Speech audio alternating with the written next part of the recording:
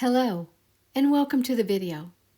This mixed media project is part of the Wildflower Miniature Series. In this episode, 1/12 scale dandelions are made using paper, floral wire, acrylic paints, flocking, and a foam ball for dollhouse miniature displays. The project shows one way to make miniature dandelions with one plant. Materials are listed below. Glue used dried T-bits to the top of the circle base. I do half at a time. Let dry. Paint copy paper green, both sides. Gently rub when dry. I use equal parts kiwi green and Seminole green, or use a colored green paper. Cut and paint green floral wire pieces for the stems, 5 1/2-inch pieces and 1 3/4-inch piece for the seed ball. From the green copy paper, punch 5 small snowflakes and 2 large snowflakes.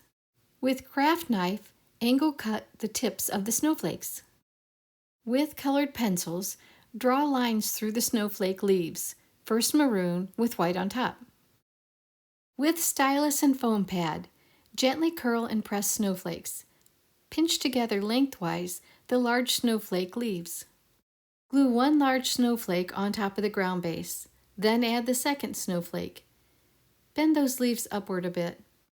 Cut 1 small snowflake in half. Glue a stem in the center of both of those half pieces. Then glue the 4 remaining small snowflakes to one end of wire stem pieces. Now glue 3 yellow circles on top of the stem greenery and 1 foam ball on top of the longer 3/4-inch stem. Use toothpick to paint foam ball brown for a seed look. When dry, place a strip of glue in the center of the greenery half piece and all around the foam ball.